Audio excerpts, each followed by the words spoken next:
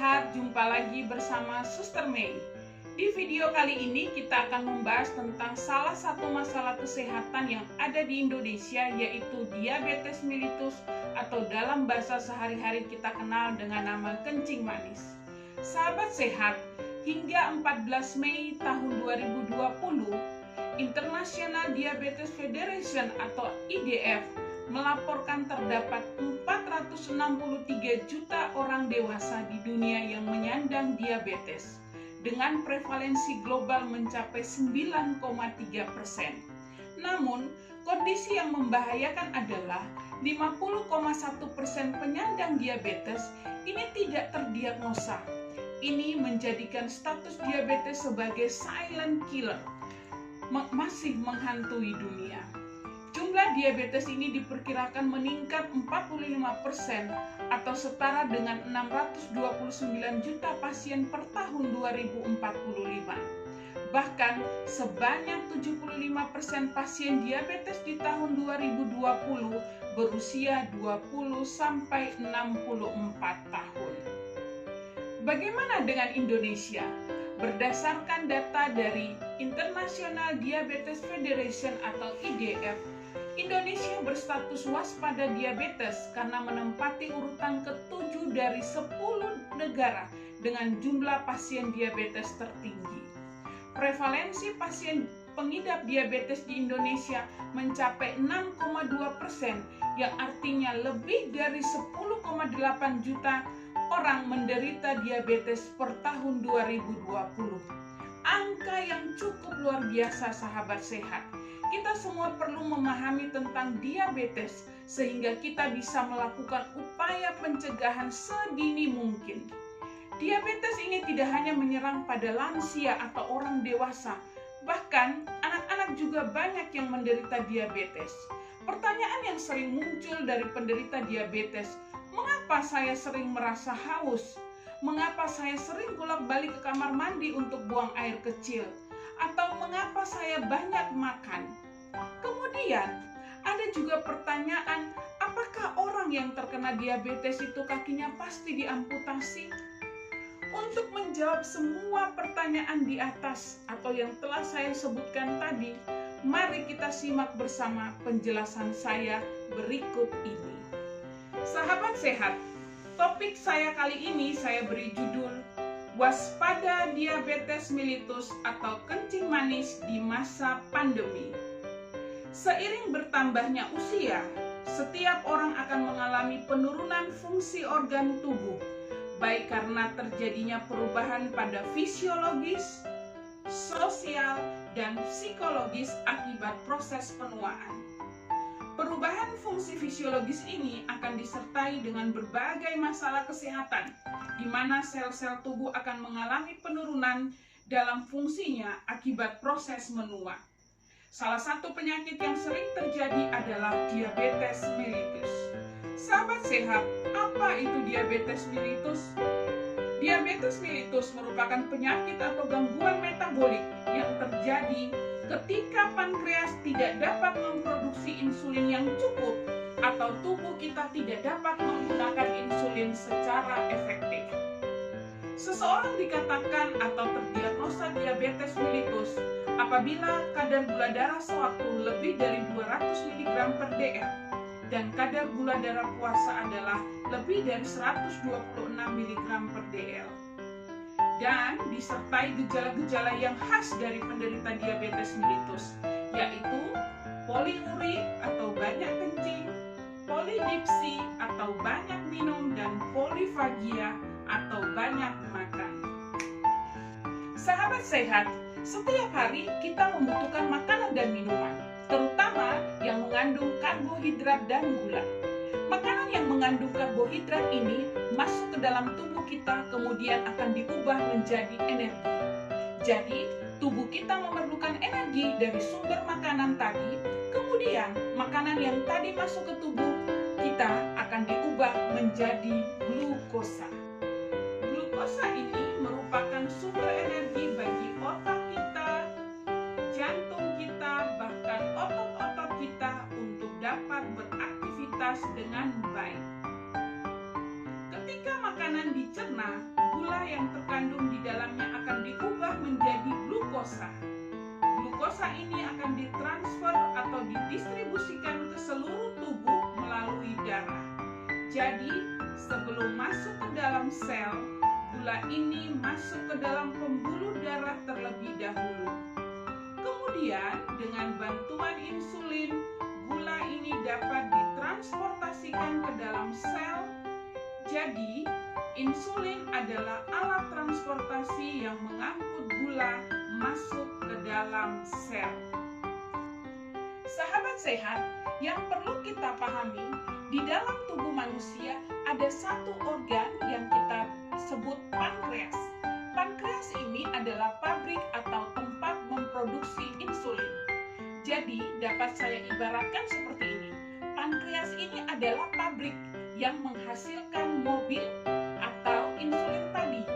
Dan mobil atau insulin ini membawa penumpang yaitu gula untuk masuk ke dalam sel. Pada kondisi normal, tubuh kita akan menstabilkan kadar gula darah sesuai dengan jumlah gula atau sesuai jumlah makanan yang kita makan.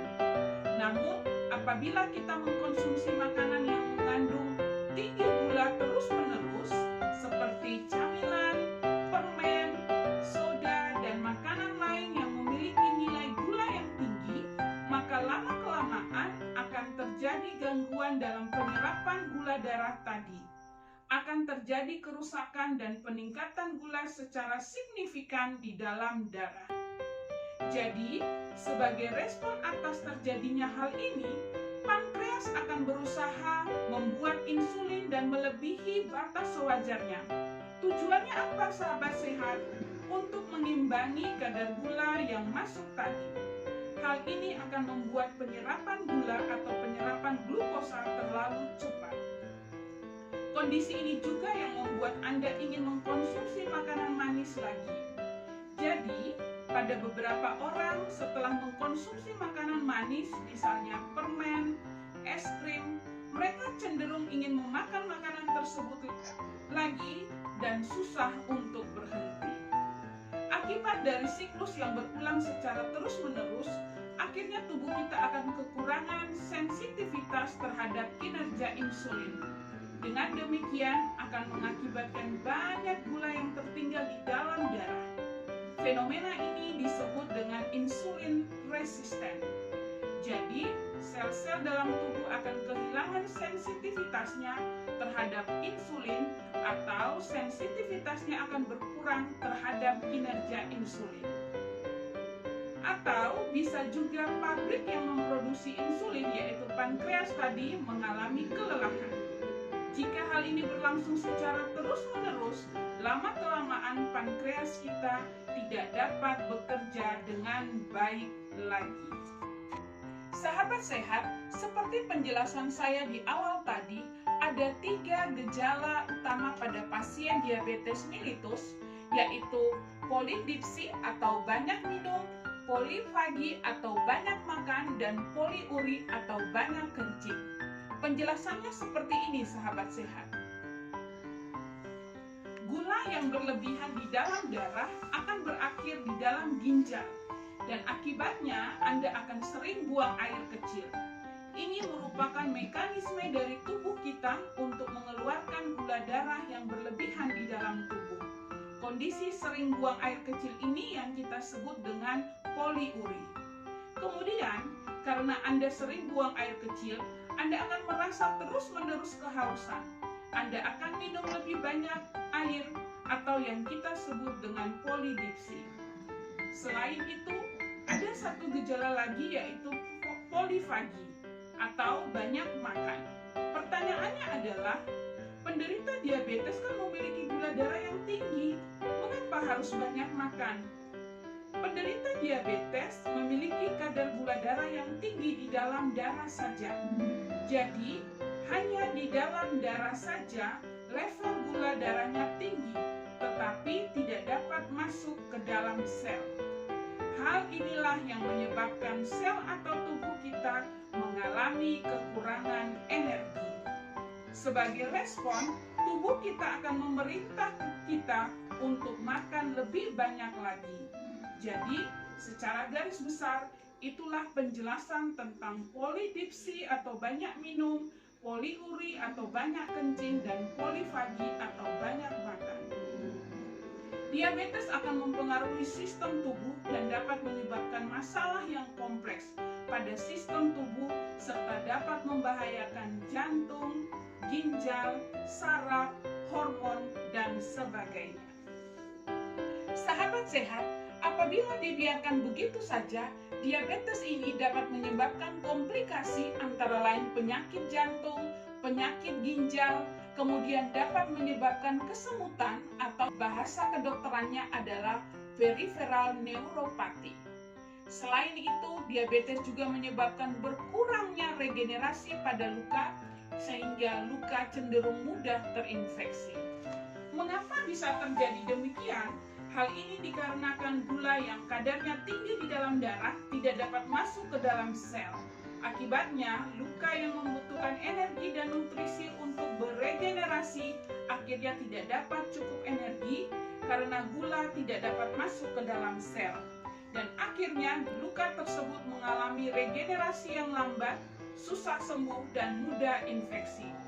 Hal ini jika dibiarkan terus-menerus akan terjadi kematian pada sel-sel.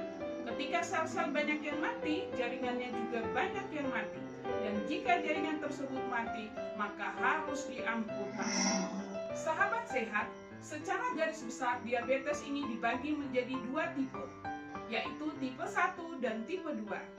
Diabetes tipe 1 ini jumlahnya lebih sedikit, mungkin sekitar 5% sampai dengan 10% saja dari seluruh penderita diabetes. Penyebabnya karena penyakit autoimun di mana sistem kekebalan tubuh menyerang dan menghancurkan sel-sel pembuat insulin di pankreas. Kemudian, diabetes tipe 2 ini disebabkan oleh pola makan dan gaya hidup yang tidak baik tentunya. Sahabat sehat, walaupun belum ada obat untuk menyembuhkan diabetes, akan tetapi ada cara-cara yang dapat kita lakukan untuk mengontrol kadar gula darah kita dalam batas normal. Terdapat 5 pilar dalam pengelolaan diabetes mellitus, yaitu diet, edukasi, aktivitas fisik atau olahraga, pemantauan kadar gula darah, dan pengobatan. Kelima pilar dalam pengelolaan diabetes mellitus ini digunakan agar aktivitas insulin dan kadar gula darah dalam batas normal. Yang pertama, nutrisi. Penekanan yang penting pada poin ini adalah mengenai keteraturan, jadwal makanan, jenis dan jumlah kalori yang dimakan. Batasi penggunaan karbohidrat kompleks seperti nasi, roti, kentang, jagung, dan lain-lain. Yang kedua, edukasi. Edukasi atau pendidikan kesehatan yang merupakan penyampaian perilaku hidup sehat yang berkaitan dengan modifikasi gaya hidup dan manajemen makanan. Yang ketiga, aktivitas fisik. Salah satu aktivitas fisik yang mudah dilakukan adalah olahraga. Pembakaran glukosa yang ada dalam darah dapat terjadi melalui aktivitas fisik olahraga, sehingga dapat memperbaiki kerja insulin dan dapat meningkatkan pembakaran kalori dalam tubuh yang tertumpuk, sehingga terhindar dari kegemukan yang akan memperberat peningkatan kebutuhan insulin. Yang keempat, pemantauan kadar gula darah. Untuk mencegah risiko terjadi hipoglikemi atau hiperglikemi, maka pasien diabetes perlu mengetahui tentang cara monitor kadar gula darah. Sekarang, banyak dijual alat-alat untuk memeriksa gula darah yang bisa dilakukan di rumah. Yang kelima, untuk Anda yang telah mengkonsumsi obat diabetes, lakukanlah itu dengan rutin sesuai dengan aturan minum yang telah diberikan. Jangan membuat aturan minum sendiri, apalagi mengurangi dosis obatnya. Sahabat sehat, pendekatan terbaik untuk diabetes tentu saja adalah pencegahan dengan mengubah gaya hidup dan mengatur pola makan. Jangan lupa untuk check up yang berkala. Jadi, jangan tunggu sakit dulu baru berobat. Harus melakukan pemeriksaan secara berkala karena data menunjukkan banyak orang yang sebenarnya menderita diabetes mellitus tetapi tidak mengetahui. Sahabat sehat, di masa pandemi ini banyak pekerjaan yang dilakukan dari rumah. Itu artinya kita bisa bekerja sambil makan. Ini berarti intake atau makanan yang masuk lebih banyak. Jadi, jika kita tidak imbangi dengan aktivitas, maka sangat beresiko bagi kita untuk terkena diabetes. Mari kita terapkan perilaku hidup sehat agar kualitas hidup kita selalu terjaga. Sahabat sehat, demikian penjelasan saya tentang diabetes mellitus. Semoga video ini bermanfaat untuk kita semua. Saksikan terus video-video tentang informasi kesehatan lainnya di channel Suster May. Dan seperti biasa, bila Anda menyukai video-video seperti ini, jangan lupa like, komen, subscribe, and share kepada teman-teman Anda. Jangan lupa klik lonceng di bawah agar Anda selalu mendapatkan notifikasi pada video-video selanjutnya. Oke sahabat sehat, terima kasih untuk kebersamaan kita selama penjelasan saya. Bye-bye.